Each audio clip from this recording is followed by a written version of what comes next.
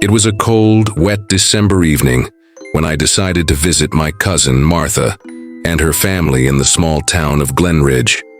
I hadn't seen her in months, and her son, Alex, had just undergone a minor surgery. Although I wanted to visit earlier, my work and family obligations delayed me.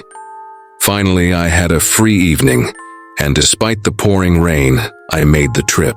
December always brought a certain charm to Glenridge. The holiday lights twinkled along the main street, and the scent of pine lingered in the air. But the rain that evening was relentless. By the time I reached Martha's house, I was drenched. Her home sat right beside the main road, its front yard separated from the railway tracks by only a thin line of trees. The proximity to the tracks made for an odd charm. One could feel the vibrations of passing trains even from inside the house. Martha greeted me warmly at the door. She had always been the life of family gatherings, her smile contagious, her laugh hearty. Tonight, though, there was a weariness about her. Her husband John joined us shortly, ushering me inside as the rain intensified. Their home was cozy but cluttered, as they had recently converted part of the living room into a small diner to earn extra income. As we chatted, Martha excused herself to prepare some tea. John stayed behind to talk about the diner's success. His voice carried an undertone of unease that I couldn't quite place. He mentioned that Alex was recovering well but hadn't been himself since the surgery. I dismissed it as post-operative fatigue. At one point, I needed a tissue. Martha called from the kitchen. "Grab one from the living room." The living room was dimly lit, and the large bay window was partially obscured by thin drapes. As I reached for the tissue box on the table, a movement outside the window caught my eye. I looked up and saw three figures standing by the gate: a man, a woman, and a small child. They were drenched from the rain, their clothes clinging to their bodies. Assuming they were diners seeking shelter, I called out to John, "Looks like you've got customers." John hurried to the door, but before he could open it, the man outside spoke. "May we take shelter here for a moment?" he asked, his voice muffled yet clear. John nodded. "Of course, come in." But the trio didn't enter. Instead, they stood silently at the doorway. John, puzzled, left the door ajar and returned to the kitchen, shrugging. I found the situation odd, but didn't dwell on it. The rain, the dim light, and the lateness of the hour. It all added to an eerie atmosphere. By 10 p.m., the rain had slowed to a drizzle.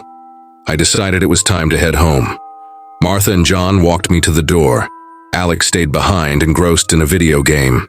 As we stepped outside, the trio was still there, standing by the gate. They turned toward us as we approached, and what I saw will haunt me forever. Their faces were featureless, smooth, pale skin stretched where their eyes, nose, and mouth should have been. Yet somehow they spoke. "Thank you," the man said. The voice seemed to echo in my head rather than coming from any discernible mouth. Blood seeped down their necks, staining their wet clothes. I froze, unable to move or speak. Martha screamed, breaking the spell. John slammed the door shut, bolting it as if that could keep the horror out. My heart pounded as I struggled to process what I'd just seen. John's older brother, Henry, who lived next door, came running. He was known in the family as someone with a sixth sense for the supernatural. After listening to our panicked recounting, Henry's expression darkened. "There was an accident here 2 nights ago," he said. "A car hit a family of 3, father, mother, and child, just outside your gate. They didn't survive." The words sent a chill through me.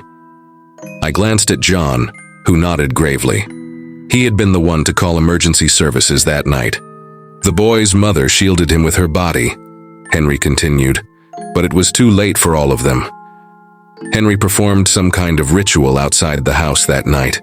He muttered prayers and burned sage, his actions deliberate and methodical. By the time he was done, the oppressive heaviness in the air seemed to lift. I left shortly after, but the journey home was unsettling. The rain had stopped, but the roads were slick and deserted. As I rode my bike, an inexplicable urge to look behind me took hold.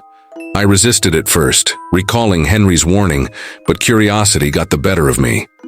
When I glanced back, my blood ran cold. The trio stood in the distance, illuminated by the faint glow of a street lamp. They didn't move or make a sound, but I felt their gaze, or what should have been their gaze, burn into me.